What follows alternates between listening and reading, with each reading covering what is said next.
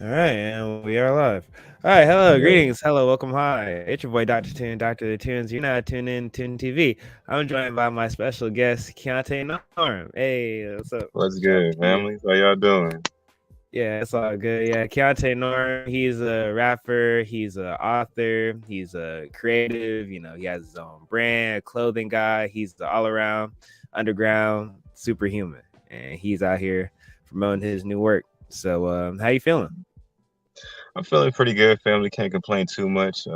Just been working in, doing some post work, with the project and stuff.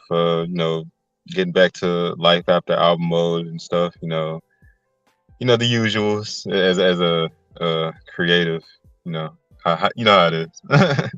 Yeah, I feel that. Yeah, I'm in between. I'm about to get into album mode myself. I'm just, I'm, loosely doing things. So, I like to start off the video first. Like, I want to say thank you for making music in general, because not a lot of creatives like get their flowers in life. And I just want to say, hey, you go out, you make music, you put your heart, your soul, all type of shit you go through in your life outside of whatever happens in the studio. You put it in the studio and you make art out of that, and that's something that I always appreciate regardless of like the success of it, you know what I mean? So I'd like to, always give that and give respect to other artists. I appreciate it, fam. Likewise, likewise. All right, so tell everybody like your origin story, like what got you into making music and all that stuff, taking me from day one. Well, to start from the very beginning, I have to say that the earliest parts of me being with music would have to be like, just sitting in the back seat with Pops, listening to some of his old jams and stuff, getting some of the old music off of the old CD binder case and stuff, some of like the old R&B, Maxwell, Dream, old rap like Outkast, and I guess not old now, but old back in our times, like old Outkast and Ludacris and Ti and all that stuff, and just listening to it and just enjoying the overall vibe of it. Because in the beginnings, I just wanted to. No, I was just drawing. I was like, I wanted to be a cartoonist when I was like a little kid. Mm. I just wanted to like, draw cartoons, and I was always creating stories behind that and everything.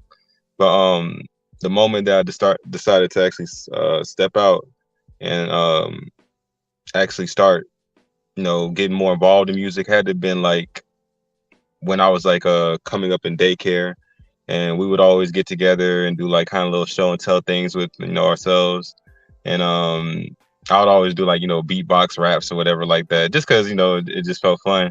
But everybody was always so drawn to that. We created little sketch plays, little musical things, just for fun for us to do. In the midst of doing all that, I was like, I don't know, I guess I kind of found a passion for how it made me feel connected to both myself and the people at the same time. um so I Mm-hmm. took it a step further when I was because my mom always had me in church real heavy. uh Mm. so and I guess one of the days when they had two separate, they had like an adult church and they had like a teen church, and I was always like in teen church. uh Mm. and during one of the days I was there, they had an announcement saying like, "Yo, if you want to like join the choir, we have like a teen choir coming up. And if you want to like take part of it and join, you can go ahead and do that." I was like, "Okay, cool." I don't know what it is. Something in me just was like, go ahead and take the opportunity and stuff. I don't know. And I was always kind of ambitious, like as a kid. So whenever I had my mindset on something, I was just going for it, no matter what it was. So I don't know what it was about that. But when I heard that, I was like, "All right, cool. I'm gonna take that path." And that went on for like I'd say about 5 years. In the midst of that, What I age ended do you remember? up Sorry. Yeah, what age were you? I say I was about like 12 at the time. Yeah, I was about Mm. 12 going on to 13. And then I was in there for about like 16, 17 until I graduated high school. Um and well, in the midst of that, I ended up like uh linking up with these two dudes that was in the choir too, and we ended up forming together this Christian rap group called 3G.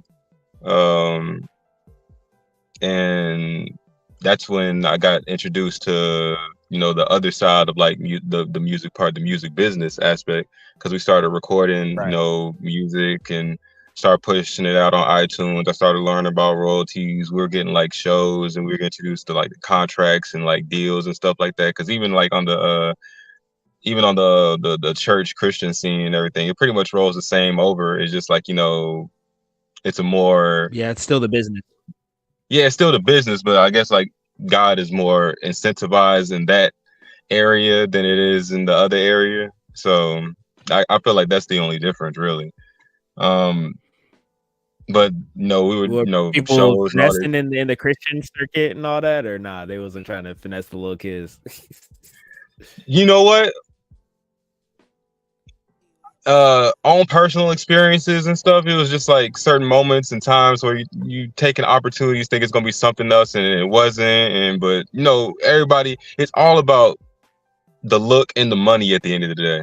Like whenever it comes to Yeah. like events, no matter what it is, even in those institutions, it's always about that. And that's what also showed me that was also shown to me during those times too, when you got like uh certain minutes you're supposed to be doing, but you don't get that, or certain events you're supposed to be at supposed to get, but you didn't get, or it was it's a lot of like The politics still politicking. involved. That's when you first was around that. So, what age were you when you started moving around in that regard? I was about uh 14 when we met, but when we started doing things like on a seemed like a more pro type level, because we started like getting introduced to more like higher up Christian artists and stuff. Mm-hmm. I say about like about 15, 16, because You we were doing it for remember like like about like, your first recording session? yeah, first recording. Well, my personal first recording session, because I was like, and they will always get on me in this in the group. I was always Mm-hmm. doing. I was still working, even inside the group. I would get like my parents had got me like a USB microphone that I could connect to the computer that we had, and I was recording stuff and still having CDs that I would push around like my school and everything like that. So my first personal recording experience was pre them, which was like 13, and then like once we started recording together around that same year. But I was already kind of like recording and kind of like doing like my own thing, um just because I was just so involved within the work, and I had like such a deep passion for it, that every waking moment I was like, all right, I just want to attack this music thing however way I can. Mm-hmm. And that was all from like 15 to like 17, until we all just kind of like went our own separate ways, our own paths. I um feel. Was there any yeah like trigger that reason that why the group broke up, or just like time and people just started picking up their own things, or they didn't wasn't yeah their passion anymore type shit? yeah I'd say it was more like time and people picking up their own things, because everybody just we were kids when we started, and everybody just started to grow Right. up and find their own interests, and started to become more into themselves, and everybody was going off to like school and everything and graduating. So it was like so Right. much different stuff involved. Plus it was like, I don't know, my connection to the church also like kind of like was not all the way there too, Mm-hmm. because I was like, I don't know, I always felt that I don't know, what I needed to do was not really there, but kind of outside of there, still carrying truths that I've learned and stuff, but I felt like I was searching for a bigger, what the actual whole truth of, I guess, life was. And I felt like I Mm-hmm. wasn't getting it there. And that's when my whole travel and like my own self music started to begin, which was the Shar Keontae Norm, which started off like around 17, going off into college, when I was like not, because I ain't going until spring. So it was like I was like around 18 going into college. And ironically ended up getting into like a, a music field like dorm when I moved on campus. So it Oh, was like word. Off singing yeah, type shit. yeah, it was like and ironically everybody that I work with, like producer wise, like Potential Patterson and Those Hey yo, Diaz, I shout out met to a couple. potential. Hey, if niggas don't know Yeah, potential, the truth. That nigga the truth. Shout out yeah, potential, yo. 100%. Yo, even when we met, still good energy and always a good work ethic. Like, I don't know. This is one of those connections where I felt like, all right, this was. I don't know, because before then I was in my head thinking like, man, because I was like making after the whole even during the time when I would say I was like recording like my own stuff within like the Christian rap group stuff, and then post that I was like making my own beats, well, arranging my own beats and composers and like samples and like Right. whatever I could do, recording myself and mixing however way I could, and pushing that out. Well, not even really mixing, kind of just like recording and like tighten it up Yeah. however way it sounded. Yeah, Right. and Do you real quick, do you feel like your move away from the whole Christianity, not saying like you don't believe in God, not believe in God, that's a whole other cop. Do you think like that growing out of that, do you think that also made you grow as an artist? I feel so, yeah, because even back then when I was like rapping the Christian raps, I was kind of like just copy and pasting, whatever I saw and read in the Bible and stuff and what was Mm. taught around, the church and everything. So even then I felt like I kind of wasn't using like I was, attributing my experiences and life experience up to that point within the songs themselves too. Easier when you only got to write like like a verse or maybe a hook when you're part of a group. But Right. as I started to like become like more like my art, more my own artist, yeah. In the long term, I felt like it did because I was able to like touch on certain things and see certain things from a certain perspective or experience certain things just by traveling out, in that road of life and not to say expanding past that, but expanding outside of that. Yeah, yeah, I Like I feel. All still right, so carry those. continue. Yeah. Yeah, so continue the timeline. All right, so you in college, you met Hmm. potential, you know what I'm saying? All right, keep Hmm. going with that. How was that? So that was like the first time where I'm like in my own head, like I was like, bro, I'm tired of like putting together all these beats just to record over them and stuff because I can't get the sound that I want to get because I gotta create the sound and then I gotta make whatever sound I created to fit on that. So I was like, bro, I really wish I just had like a producer I could tap in with. But I was the type of person where I was like, I actually I, I really vibe with connections. So I was like, all right, I ain't gonna force it, whatever the relationship happens to be, fall into that time, all right, cool, that'll come when it comes. But until then, I'm gonna just go on YouTube and start recording over these beats so I can find the sound that I'm trying to like, go for and then work from there.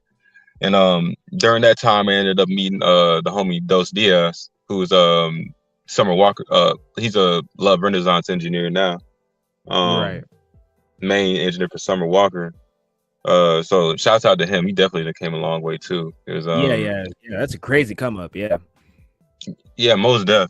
And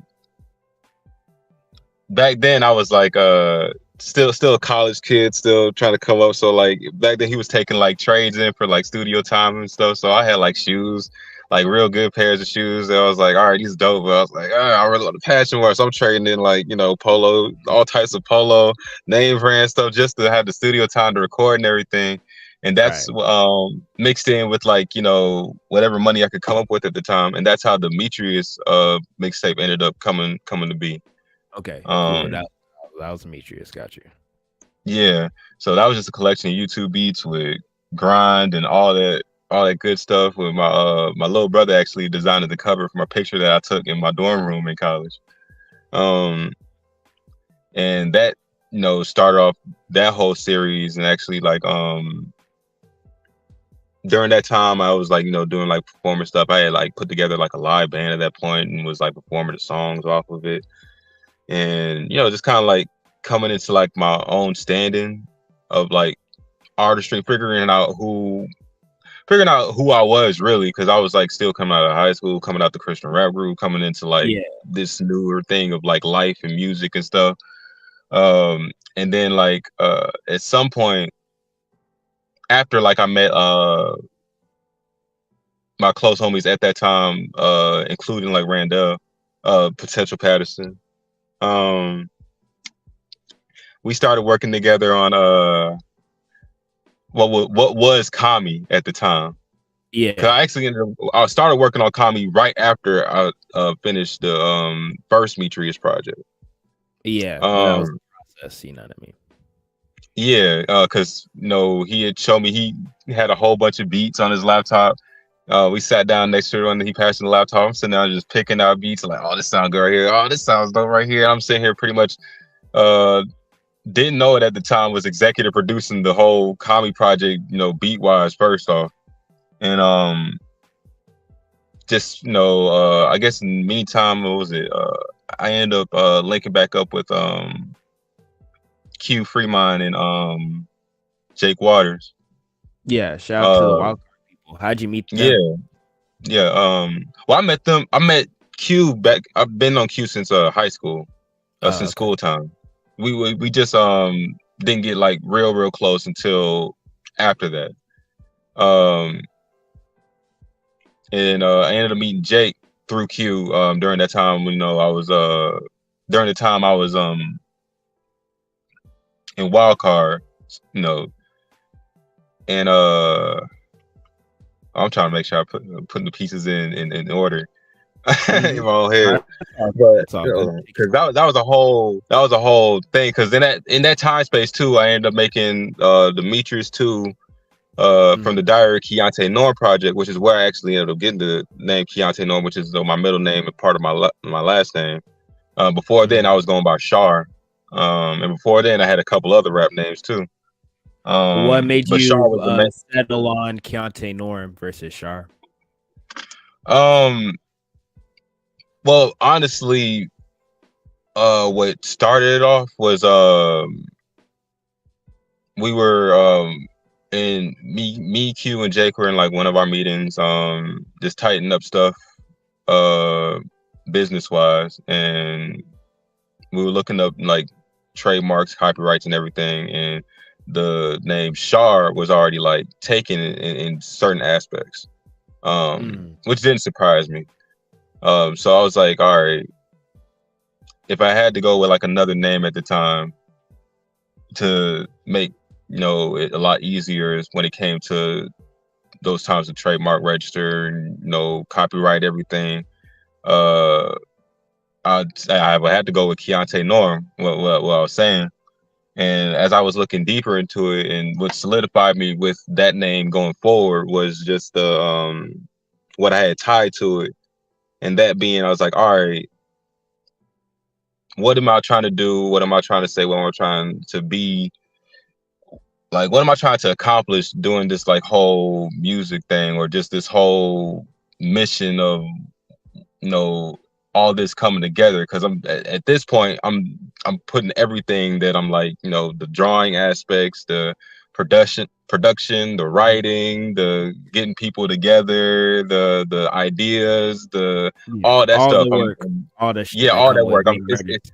Yeah, yeah, it's far past the music at this point. So it's like, all right, and at this point, like I'm understanding and seeing that like, all right, music is a lot more than just me just sitting here and just making this song. It's people Right. are actually getting something from this. They're actually connecting to it, and they're actually like feeding off of the energy, or just it's helping or healing in some way. And I don't like want to like, all right, so that's what I wanted to do. I wanted that to be the actual norm of things, instead of like all the like all the violence and hate and all the other stuff that's spewed out on the airwaves or just in life or in conversations and all that. I wanted that healing aspect to actually be the social societal norm of things, and I was like, all right, cool. So the norm, instead of speaking on what the norm is, how about just be the representation of what the new norm, at least in my perspective, and how Yeah. I think, and what the new norm should be, and then walk in that, and Yeah. then You want to just with be the example. You want to become the normal and be like, you are the normal. exactly. That's good. Yeah, and that's where that solidification and that name came to be, and then with Keontae, that is being my middle name, but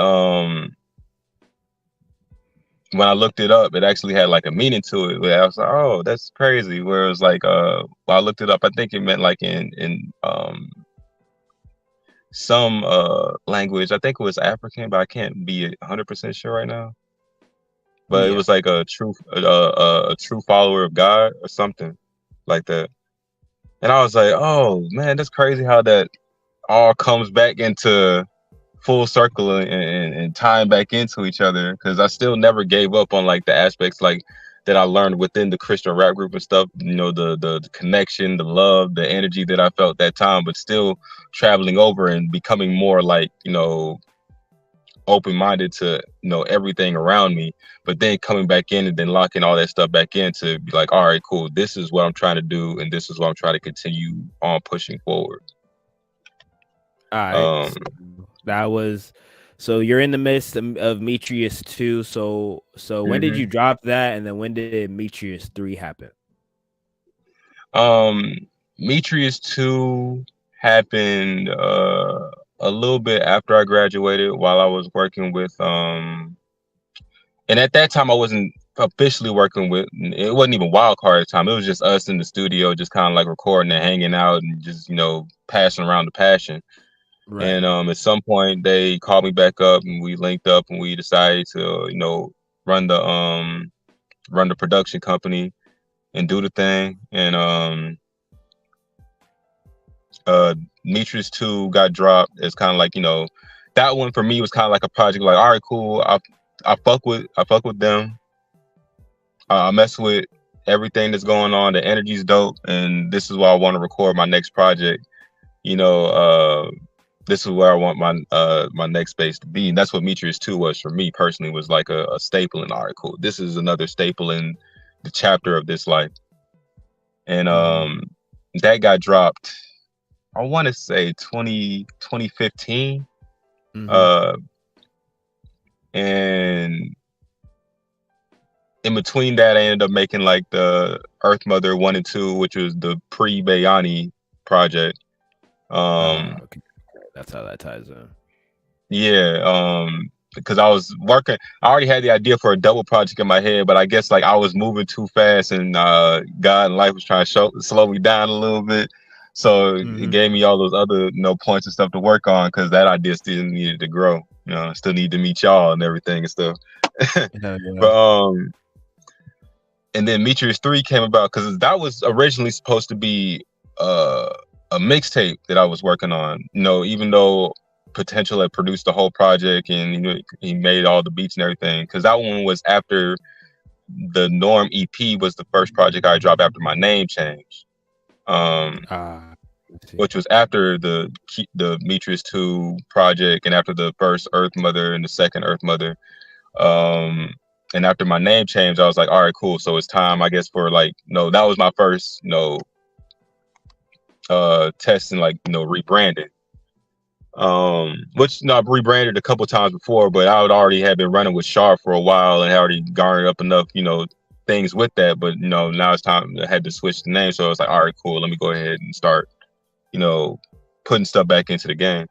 Um, so that one was more of like a mixtape after the Norm EP. But when we sat down and we was talking about like first projects to drop, you know, with the production company finally being like solidified and like, you know, being official, we needed like something to push out. And out of all of our projects, mine was the closest to being done. So Mm, that one ended up getting pushed out more, which, you know, was my first experience in actually taking a back seat to like, you know, everything, because I was so used to like all right, putting together the project, pushing it out, working the project out, you know, plugging in with every all the publications, all the people I needed to and all that. And Meet Studio is probably my first project like actually taking a back seat and like, you know, I didn't plan I helped with a lot of the planning, but as far as like the listening parties, the extra shows in between, the going here, going there, the promotion of the project, the shooting it to these publications, that publication, a lot of that was handled within the production company, and you know, it was my first time feeling like an artist with the Demetrius 3-1, just the artist. yeah, instead of being the artist, the publicist, the businessman, the you know what I'm saying, the entire shit. Exactly. So tell Mm-hmm. me, like, what did that feel like? What was the difference of taking the back seat? Was it hard to let go of being hands on with everything, or did it feel relieving to give it up to, people you trusted? It it felt relieving in a sense, but at that point already I was still I was just getting I was just getting like my own spot for real, for real. I was, roommate with with two girls at the time, but it was my first time being like out and about, without the institution of school over it. Um, we were just like getting out of state, doing stuff. I was, and I was still getting used to like not being in like hyperdrive mode all the time because I was like doing everything. So it felt relieving, but I don't think I felt relaxed because I still felt like, all right, even though this artist doing stuff, I always felt like that's what I was. I was just like, all right, cool. I was in artist aside, I always felt like a writer personally. Mm-hmm. So I don't know. I always just seen things like, all right, this the story and era of this, and I felt like the music itself kind of encapsulated the feelings of all of that at that time. Because with Right. Meteor's 3, I feel like that's like probably one of my most like braggadocious projects. Yeah. Yeah. You was getting your shit off. Yeah. No cap. Yeah, the triple S, the much love, the all those points and everything, and I feel like I needed that at that point because I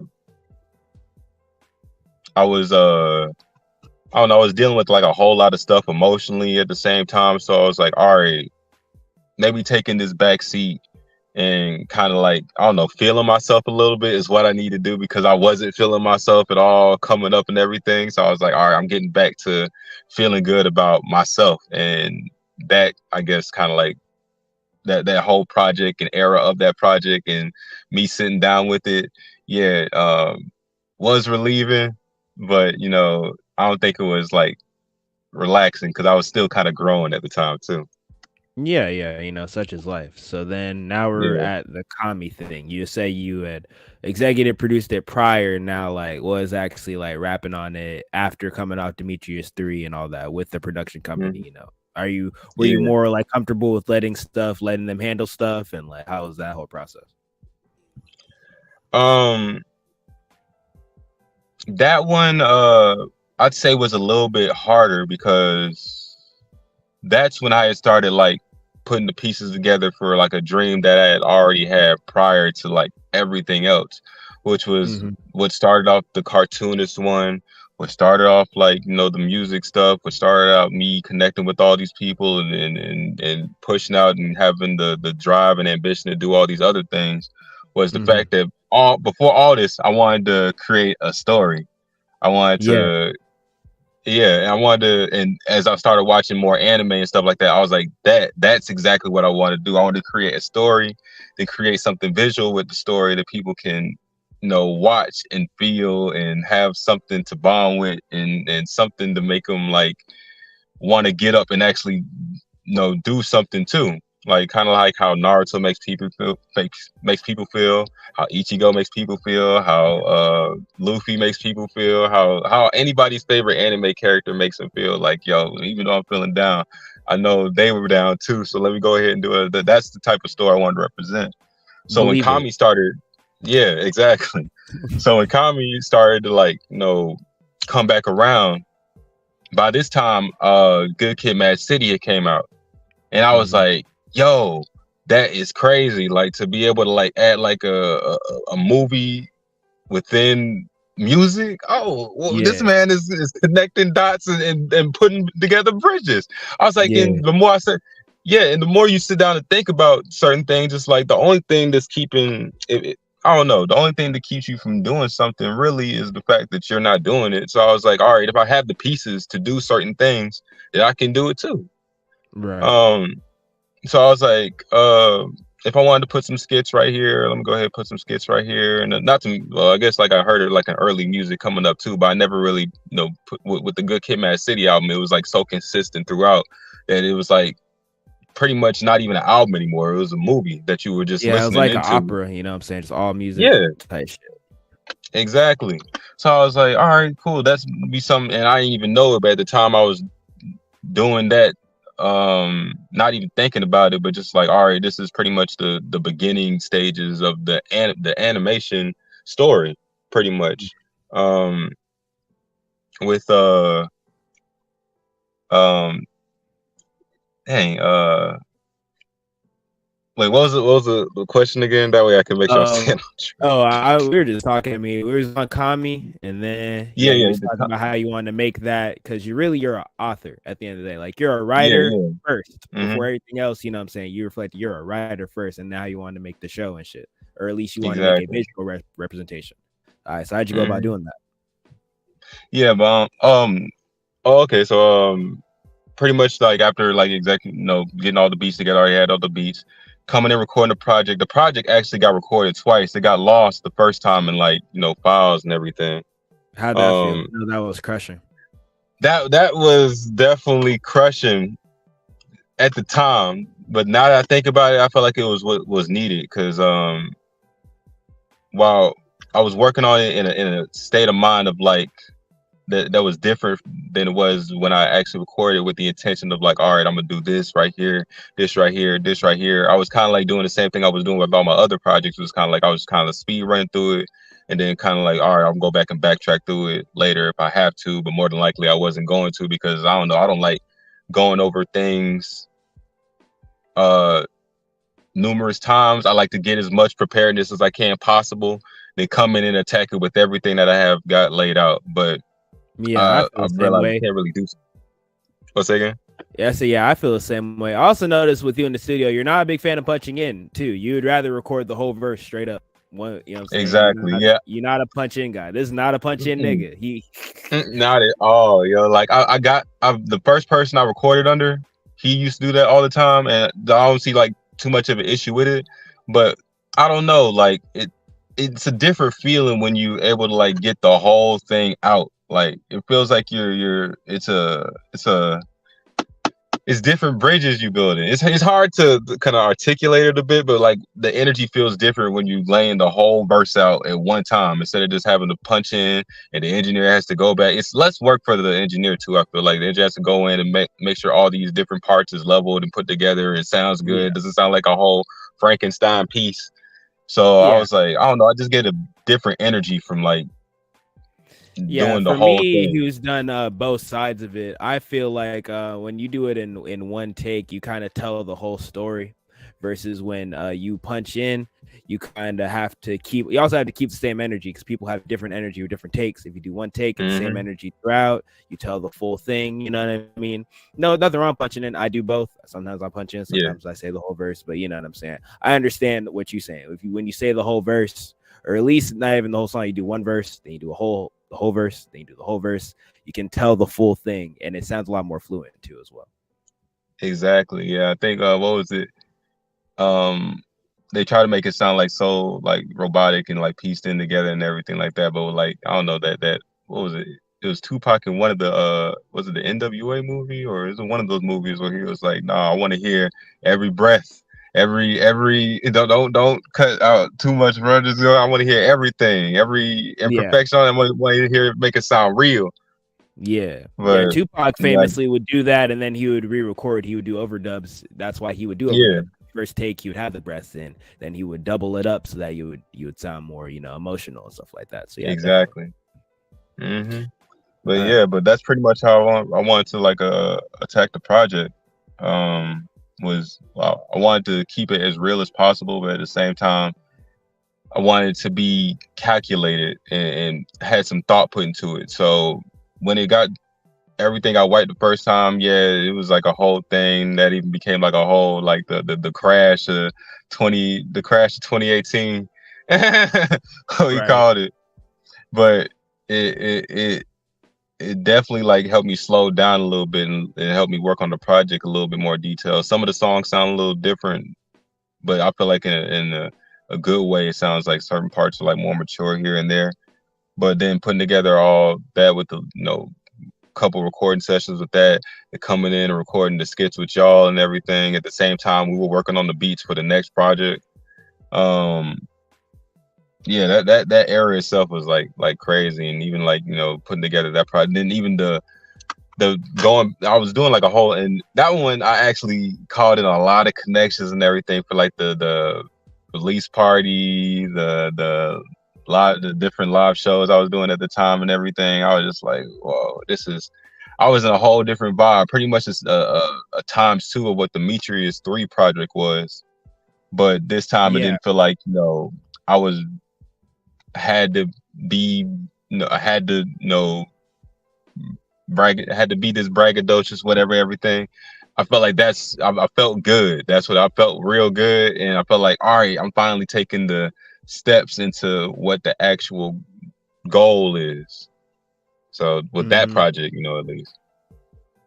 Yeah, so in between Kami and Bayani, there's a long gap and whatnot, Mm-hmm. and a whole bunch of things Yeah. happen, like COVID, all type of shit. So tell Yeah. me, because what I really want to talk about is your current release, Bayani. Listen to it, check it out. Yeah. I produced, and my homie Pharaoh, Part Sway Carver produced Yeah. this. So yeah, Shouts so out break to y'all. down like that, because around 2019, that's when I met you. I met you at one of them indie shows and stuff like that. I saw you and Wildcard performing, and then we ended up linking up later. We started working on the project. So tell me, like, around that time, what space you're in. You're coming off Kami, or you're making it, or what was going on?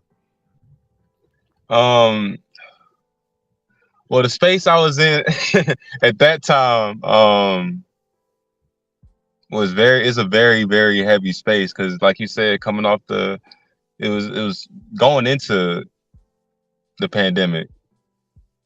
We were just like on the last few meetings with like Wildcard and everything, and I don't know. I just felt like a shift was happening, at least within myself and like where I wanted to go. Because at that time, like I was having like new relationship budding. Life was actually starting to like starting to grow up a little. Like I was starting to grow up with life at that time and stuff too. So I was starting to see a lot more than just like see a lot more of myself than just this artist being in this music game. I started to see myself as what I was, which is this man trying to accomplish this dream, and everything else in between that is that's cool. All right, I'll take it how it comes, and what's meant for me will be for me, and if it's meant for me to act on certain things, all right, I'll act on it. So I was doing like a whole bunch of like live stream, like rap stuff at the same time. I'm like pushing I'm helping like with certain projects in Wildcard. At the same time, I'm like trying to like do these like these rap demos I'm doing like on Instagram and like posting them.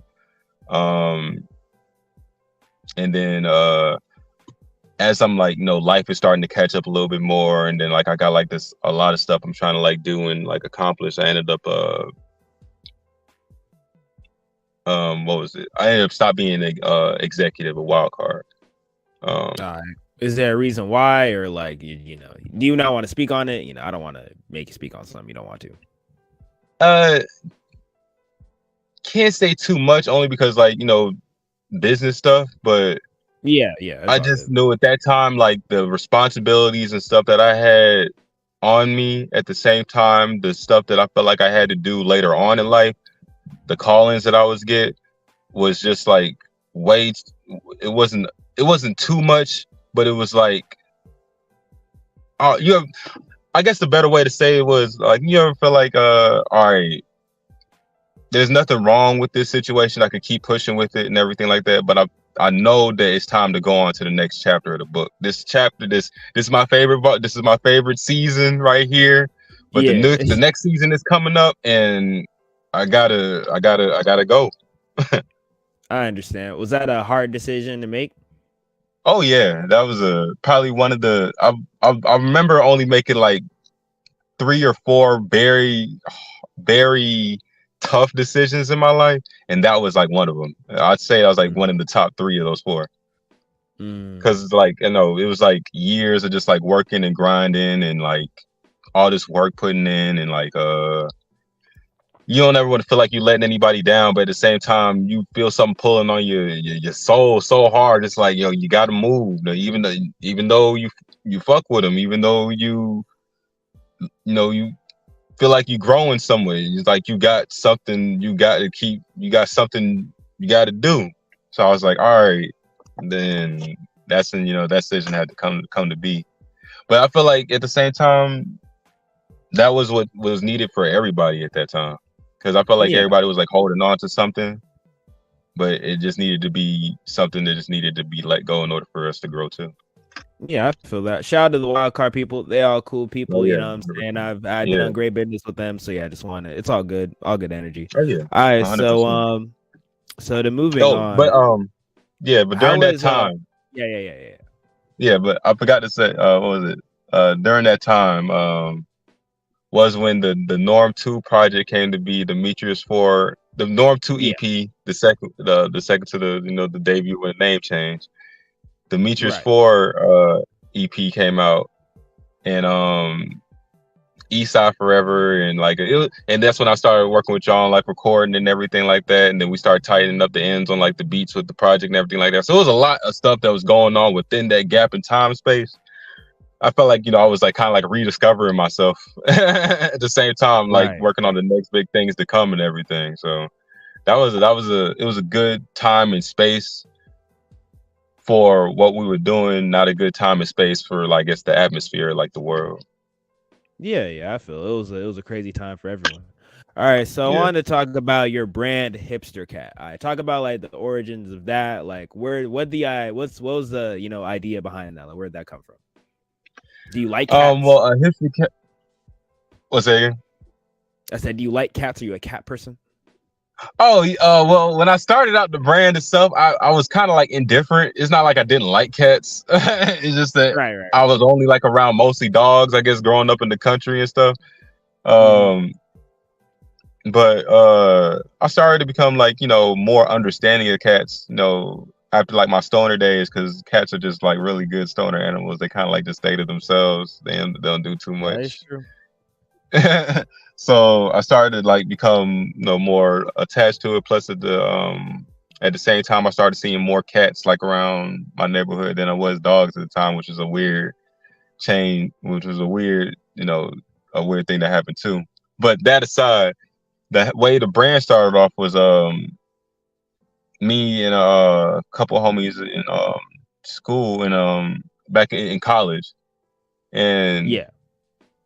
I was just hanging out with them all the time and everything. And by that time, I'd already had like 4 or 5 different brands that like I was just kind of like, because back then, like you see like group names and label names and everything like that. So I was just kind of like mimicking at the time, just like, all right, this is what this is. I think I had a thing called Basic Music at one time, which was like bass and then sick with the K at the end of the C, so it was like bass sick or something Yeah, like that. So basic. I was like kind of like just working around, kind of like how I was doing my rap name at the beginning. And Yeah, you just trying I to guess find at you. one point, yeah. So at one point I was just hanging around with them, and I don't know what it was, but it was like this phrase just popped into my head. I think it was like something that Schoolboy Q said or something. What was it? I'm a groovy cat or something like that. I was like, a groovy cat. I was like, I mess with that. That's like a groovy cat, but it's kind of like old school Yeah. terms, but at the same time, like almost kind of like hippie-ish. And it was like, and everybody was like around me at that time was always saying like, I guess because like, um, uh, my the chillness and like my personality or whatever like that, they were always like give me like a hippie moniker or something like that. So I Yeah. was like, huh. I was like a hipster. I was like, and instead of like saying like a groovy cat, I was like, how about I just take out groovy and just put a hipster cat? I was like, huh, a hipster cat. I was like, that sounds pretty nice. And then like they kind of started being like this thing that like we were just saying like around each other. And then like the homie actually like was doing like logos and like graphic design at the time, so he ended up putting that logo together, kind of like using like the cat from Curly Dog as like a model for it. And I was like, oh, okay, that's dope too. I was like, dang, that's crazy. So it just started like becoming more and more of a thing until like eventually I was like, all right, I can studying like other brands and other business models and stuff like that. I was like, all right, so I started like pushing together some merch for it, and then start doing the hipster cat across the shirt. And people were liking it, and people were like getting like the logo itself tatted and stuff. And I was like, wow, this is really taking on a shape and form and movement of Yeah, its people own and got tatted everything. on them. That's crazy. Yeah, so I was like, dang, this is really taking on its own thing and everything. So that's pretty much how a hipster cat came to be. But I feel like I was always living that even before then. Yeah, it was an ethos. It was a lifestyle, and you put that on Exactly. clothes. Gotcha. Yeah. I feel that. All right, so I appreciate what you did on Bayani because you also came out with a comic book to come with that. So can you tell me about like the origins that came with that? Did you already have a book? Are you releasing a book like by itself, or is it just a comic book? Like, tell me about all that. Well, with the Bayani project, kind of, that being like the double side to the Kami project, and it being Yeah. like, a story like, these two, this guy and this girl and everything, and them, through friends and situations and all that, they kind of like end up finding each other. That story itself kind of like took its own shape from the Kami album, and then with the working of the Bayani album, kind of like found its solidification with everything else, and even with the comic book itself. Yeah, all that kind of like just kind of formed itself like around each other and everything, which is the craziest part about that story. I actually have like a couple other stories that I have written that I would love to like work on later on down the line, and change into like graphic novels, and like later on to like animations and everything like that, because that's still the goal and everything, is to get to Right. those points, to still spread the story through those ways, so I can like touch the people how pretty much how I've been touched Right. through And the shout out through Noshi, you know what I'm saying, the artist and whatnot. 100%. Shout out Noshi for those designs. He came up with those like just because I was pretty much just writing and giving him a description of like the story itself and like how it would roll out and everything, and then gave him the project to listen to, so I have an idea to go with it.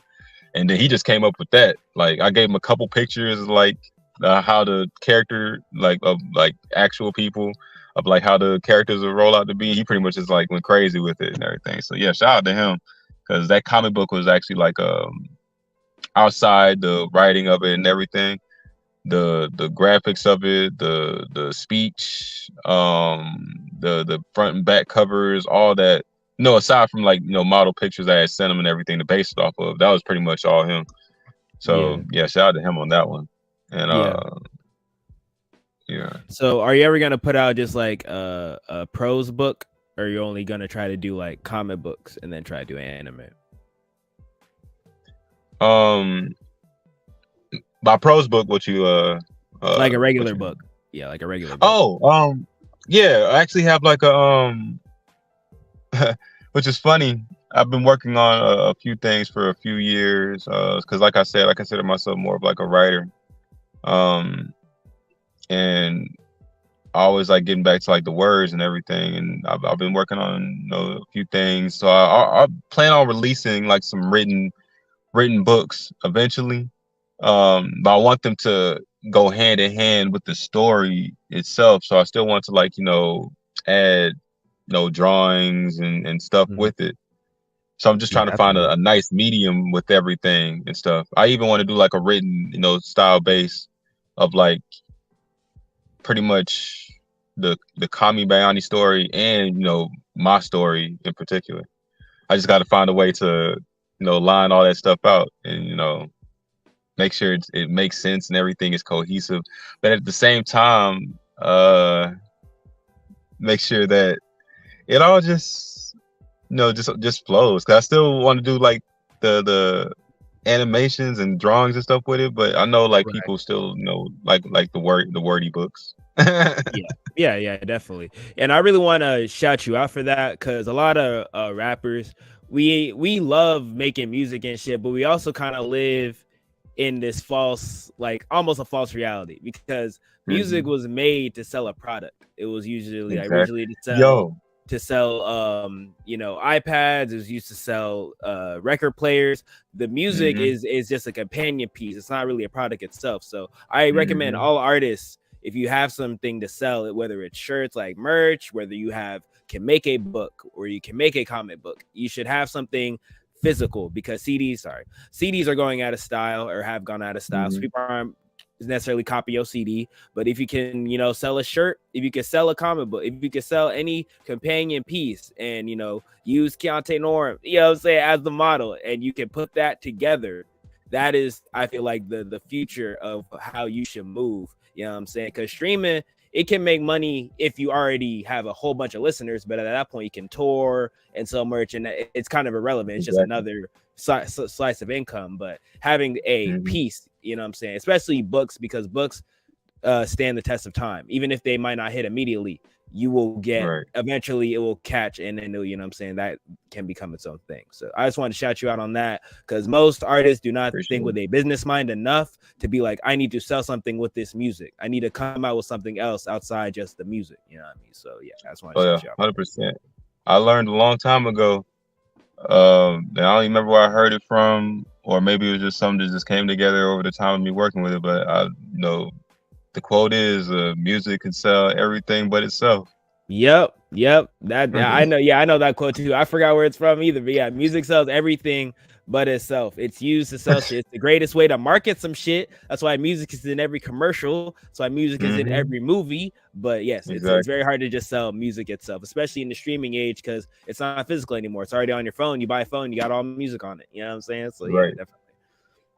All right, Yeah. so tell me about like what are your future endeavors? I know there's rumors of you retiring from music and you want to do more writing and shit like that. So tell me Mhm. like what's going on with that.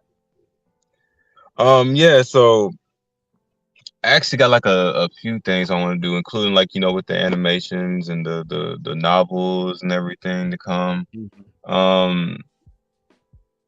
Yeah. As far as the retirement thing, I kind of just want like, I feel like not even really like a step back. I don't mind, like, I actually love like helping, people within like, the music, the crafts and everything. Like I love working with everybody, because everybody's like so passionate about what they do. And it's Mhm. always like such a good energy and feeling, and just connecting with people and seeing like, how others think, how everybody processes life, and pretty much. So I don't know. I feel like, with the music game itself is something that like, I don't know. I've come to tire a little bit, only because like, you see, I don't know, the industry itself is like, it's crazy. is Yeah, that's it's one way to put it. Yeah, that's it. This just to keep it really mild, I just say it's crazy, and it's almost kind of like an uphill battle at certain times. But and then you got to realize like where your actual passions lie. Like Mhm. I mess with, I fucks with music to the core. Like it's always gonna be a part of me. But is it something that like, I've always seen myself pushing just to try and like, you know get a bag, or pushing just because I want this person to say something about it, or that person to say something about it? Nah, that's not even really the core of why I even did any. I did it because I like what I make. Yeah, Like that I mess with it genuinely. Like it is times where I was like, I want to listen to some Keontae Norm. I was like, all right, let me go ahead and yeah, vibe with it. yeah. I feel the So exact same way. yeah, so it's like, all right, if I'm not doing it for those aspects and everything like that, then I can, go ahead and clear house, like pretty much with everything that I've been working on up to the, like, the Bayani project. And I actually got like a couple more musical things that I want to do like later on this year that I want to drop, that's going like top everything off with everything that's been laid out is going to be the perfect icing and cherry on top of the cake.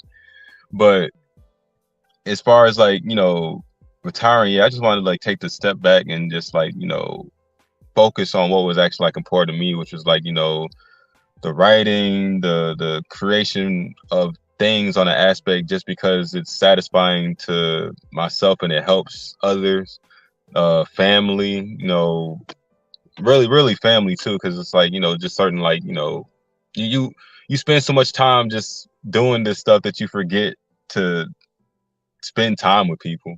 Yeah. You Yeah, forget I to seen like actually. nah, finish what you're saying. Oh no, what were you saying? Because I probably connected. Okay, yeah. I seen a quote. Like, I watched a Taz Taylor interview. He's like CEO of Internet Money. He was talking about like you get so caught up in music. It's the equivalent to that scene if you ever seen that movie Interstellar when he like that one scene when he sees his I think his daughter. He goes in the room, he sees his daughter. He comes back in, he sees his daughter as a fucking teenager. Comes back, sees his daughter as a fucking grown up. Sees Yeah, his daughter as an old woman. He's so tapped in to just the music, you fucking everybody, it becomes like a time machine. You come back in, you exactly, know what I mean? If you have kids or older, your mom's older, all that shit. So yeah, I exactly. Because understand. there was a point in time. Yeah, because there was a point in time while I was working on like the commie stuff, and what it was even like with Demetrius 3 stuff started to kick off, and I was doing all types of traveling, bouncing here back and forth, and doing the other stuff, and working on this brand, this business, and tighten everything up, and then going to the commie project and trying to straighten that whole thing out, and then pretty much piecing all this stuff together. Where I was still tapping in and showing up for certain things in my own personal life, but it felt like I don't know, the moment that I kicked out of like certain album modes and I was like tapping in people, I didn't even really know how to like communicate anymore Mm-hmm. because I've been like so used to like working and doing this thing and everything like that. It's like, all right, it's kind of even hard to just have regular conversations sometimes. Yeah, no, So it's I like, all right, understand.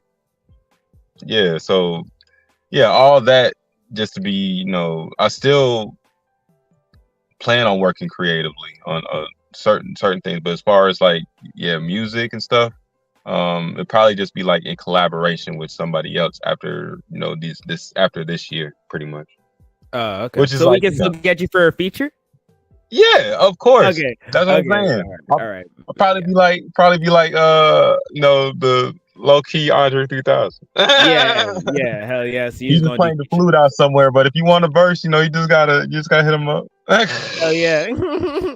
Hell yeah. I mean, I was just at a comic book convention and shit like that. Yeah, I recommend everybody who's trying to get in that comic book game to go out and Oh meet yeah, people like that. You know what I mean? Yeah, there's a whole lane of people doing comics and art and stuff in Atlanta. You know, I support all artists and all types and stuff like that. yeah, But yeah. yeah, The art scene is coming up real heavy. how do you feel about the scene of the music? You hinted at like, you know, it being all violent and whatnot. So what is your overall opinion of like the current state of music? You know what I'm saying? Or hip hop. I'll say that current state of hip hop. Um, well, I feel like uh, now you said right, current state of music. I feel like the current state of music right now is depending on where you look. I ain't gonna even trash all music because Yeah. no, even like in aspects of like but it's like all about like where you look, like Yeah. but it's like the stuff that's like really promoted and pushed out into your face and everything like that is not always good. And I don't know, the current state of things that I see now, I feel everything is like it's if you don't see it as like a end of like, oh man, this is the end of music. It is highly terrifying. you At got least you got that. like Yeah. you got like AIs out here that can sound like Kendrick Lamar and shit now. So it's like Yeah. Also that. Yeah. Yes. it, it, it's getting kind of crazy as far as like the way things are moving and the way things have been going lately. Even like when you think about it, like on the same aspect, like music. It's like music doesn't sell anything but itself. So it's like almost like you're forced to find these other aspects to work on. It's nothing wrong with just being passionate in music and like having other hobbies aspects and incorporating those things too. But it's almost like I don't know. It's become such a business more than it has become about the music. It's not even about the music anymore. Like music it can be like a piece of trash now, Yeah. and people will still bob to it if it's popular enough. Yeah, it's definitely Um, secondary, if not tertiary, to like a person's social media brand and following. exactly. So it's like it's hard to say because I feel like now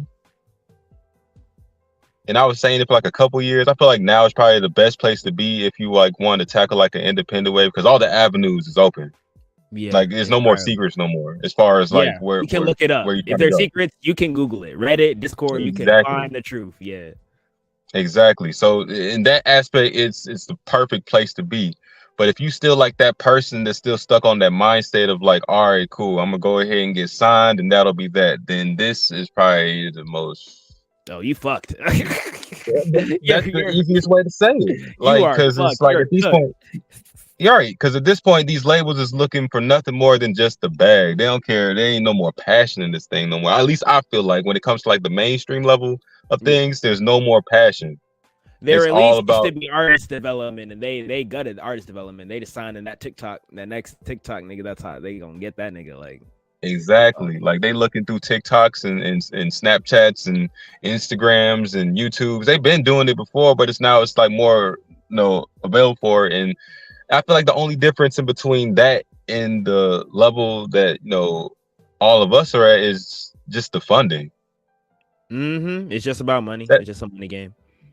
yeah, they got the cash, they got the dough, so it's like a lot of people still flowing towards them and everything. But it's like I'm starting to figure out now that even that their cash and their dough that they have is still like trickled down from other higher companies and corporations and stuff. So it's like, all right, so if you can kind of like maneuver your way to get into those pockets, you don't even need the aspects of like, labels and all this stuff and everything like that. And I feel like they starting to figure that stuff out themselves too. Hell yeah, that's why everybody is selling their masters and shit, selling their pub because the bigger company Exactly. is That's buying why it. Yep. Metro just sold his stuff for 7 million.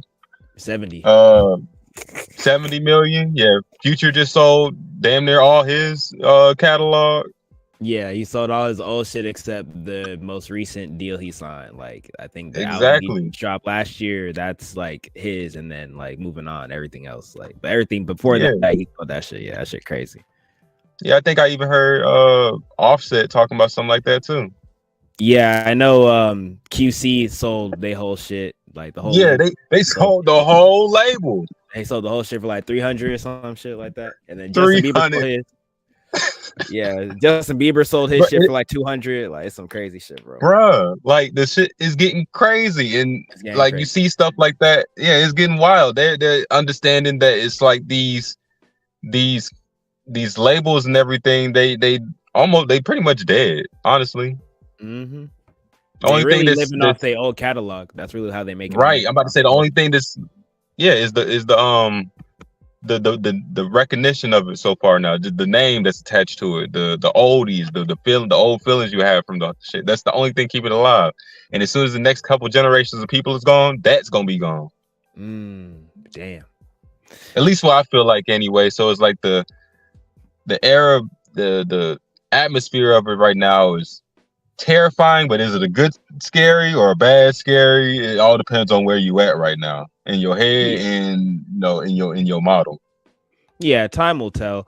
I feel like if you, like you said, if you look for it, you can find great music. I mean, Benny the Oh Butcher yeah. exists in the same time that Yeet Hmm. exists. So really sit and think Exactly. that's the scale of how wide music is. You know what I'm saying? If you want to find it, you can find it. But like you said, it's all about what they want to market to. All right, so I'm about to Exactly. wrap up this interview, but I wanted to ask you, like, if you had if you're on an island and you had 3 albums that you had to listen to, you know what I'm saying, what would they be? Oh, 3 hours to listen to and I'm on the island. Yeah. See, the first one would have to be